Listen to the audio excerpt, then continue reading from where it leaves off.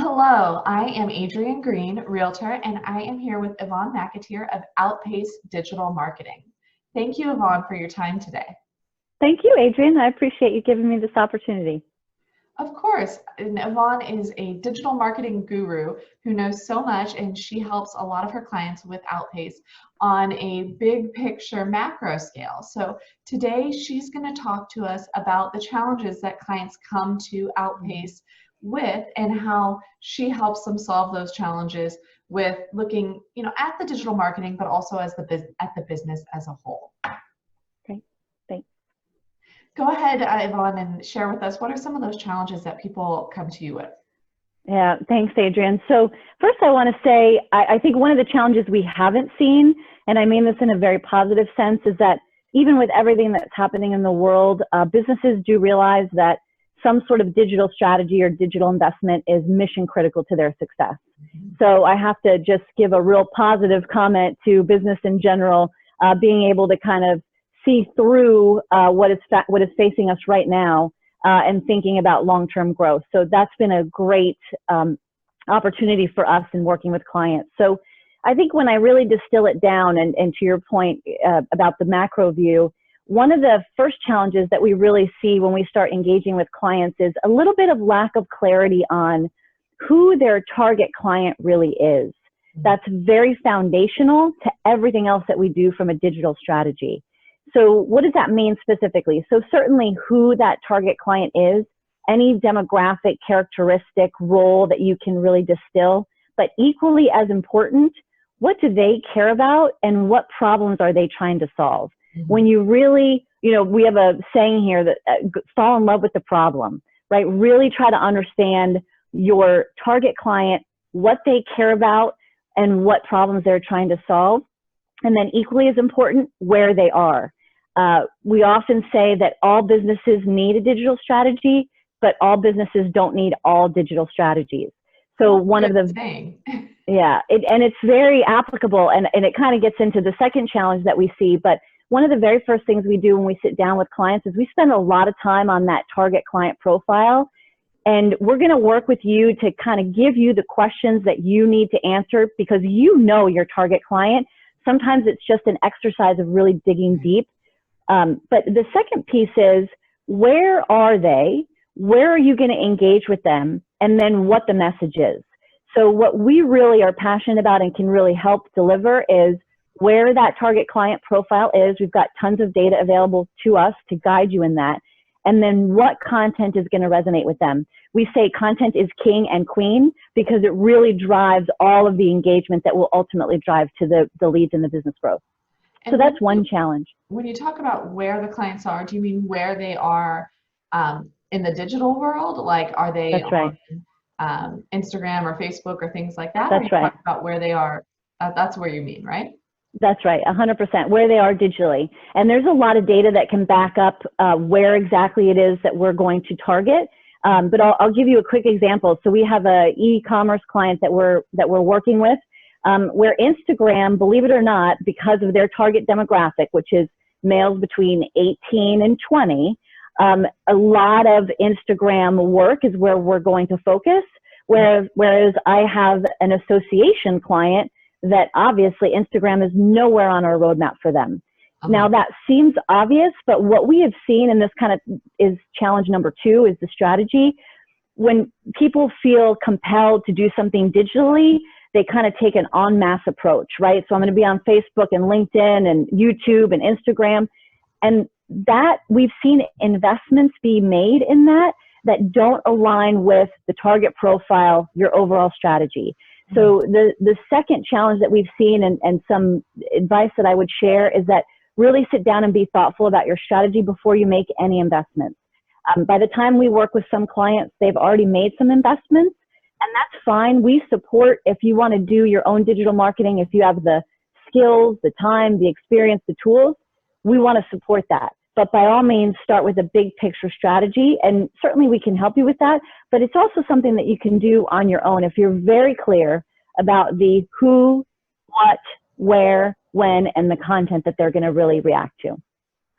Right, and that's a lot to know and a lot to do in addition to the day job of actually whatever you're doing, like for myself as a realtor, things like that, to know all of those other details. And, like just that last one alone of what content are they going to react to? That's not my full-time job in terms of marketing and knowing what content would be the most useful there. Yeah, it's really, and one way to kind of look at content is think about it almost in the reverse, right? So if a client engages with that piece of content, or a prospective client engages with that piece of content, what is it telling you about them? What problem are they facing? What time in their journey are they in? If you think about it in terms of if a prospective client reacts to this content, what is it telling me about them? So if you kind of always look at the content from the view of the reader or the engager, it's going to help you make something a lot more compelling. It's human nature to be a little insular, right? Like we're so focused on creating content that we believe resonates. It's very powerful to sit in the shoes of the recipient and look at it with a different lens. That's really where we start from a content perspective. That's a great point, because that's the most important thing, is from their perspective as the consumer. Yes.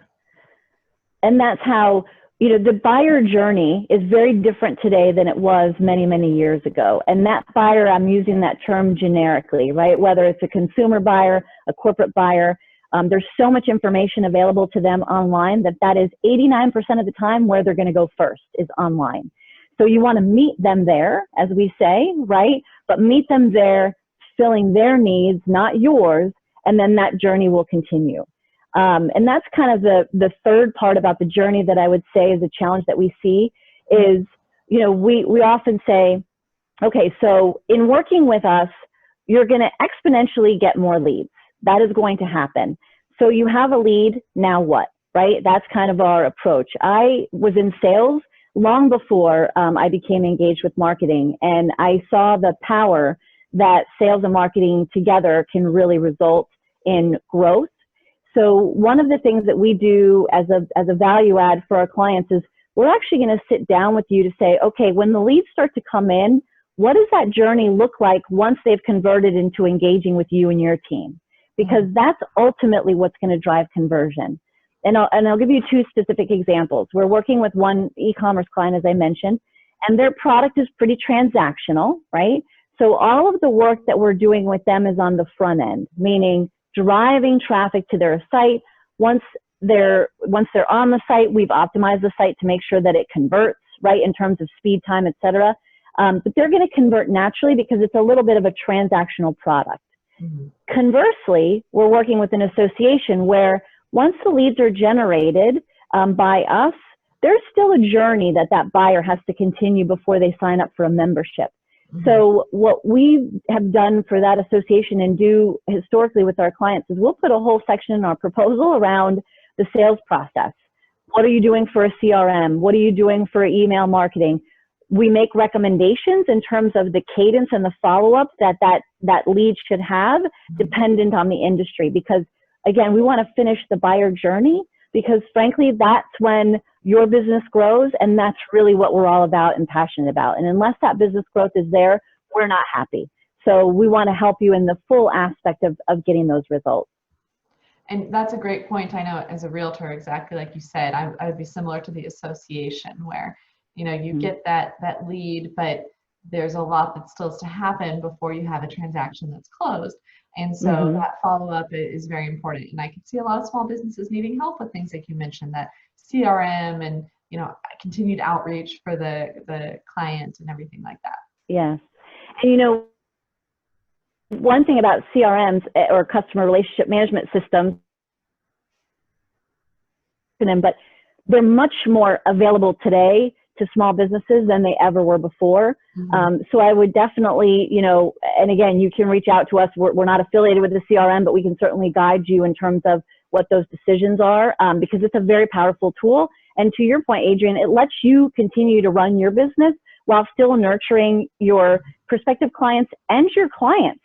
Right. One thing about digital and marketing in general is, the current client base also wants to continue to hear from you. And that's also a way to continue to drive your brand. And Adrienne, in your example, you could work a lifetime with a client, right? Like you could take them from their very first purchase all the way to where they're selling their final home and downsizing, right? And so you have a long journey opportunity as well. And so there's a lot that you and other businesses can do to continue that client journey for exponential growth. Yep, what a saying is that we hope to earn the right to be somebody's realtor for life. So yeah, it could be a long. That's terrific. It's really nice awesome. to hear how you guys will help clients with that CRM choice. I know I did not know you back when I was choosing a CRM, and it was a challenge to look at the different CRMs because I can't test them all out, I don't want to take the time to do that. So to try and evaluate who's the one that would be the best. And there's a lot of choices and variety, even just in real estate CRMs. So that's a really great expertise that you can bring to your clients there. Great. Yes. Thank you. So thank you so much for going through these three different challenges that clients have and how Outpace Digital Marketing can help them. Were there any other final thoughts you wanted to share? Anything to wrap it up?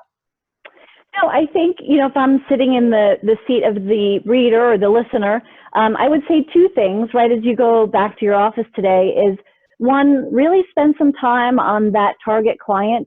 Talk to your current clients. It'll be a great opportunity for you to engage with them, but it also help you kind of build out that foundational target client. And then the second thing is, again, just something you can do quickly when you're back at your desk is reviews. I recognize that most people know the power of reviews, but the statistics are there.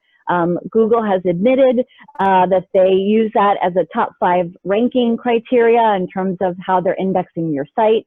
And growth in terms of revenue can increase close to 20% if you're publishing customer and client reviews. Think about where you're publishing them, though. Back to our original point is, where are your readers? Where are they spending time? Where are your prospective clients? And post reviews accordingly. So just something to make a quick improvement when you're back at your office. That is great, Yvonne. Thank you for that tip. And I have to share, of course, when Yvonne shared that with me a while back about Google and their reviews, I created a Google, I had my husband create for me a Google business page and worked on getting a few reviews there. And that's going to continue to be one of my primary sources for reviews because Yvonne shared that wisdom with me. So there's a way that she's helped my business personally that I can share as a little testimonial for her. So thanks, Adrienne. I appreciate that. Of course. So again, this is Yvonne McAteer, the founder and owner of Outpace Digital Marketing. I will have their website and contact information in the description below the video, so everybody can click on it there to reach out to Yvonne. So if you are a small business thinking about your strategy, ways to get more clients, maybe you need a revamp on all your digital stuff, or you're just a business getting started now, reach out to Yvonne, see what she can offer. She'd be happy to have her company write up a proposal for you and just see what solutions they can provide. Great. Absolutely. Thank you, Adrienne. I appreciate it. Thank you, Yvonne, and thank you to our listeners. Everybody have a great day. Bye-bye.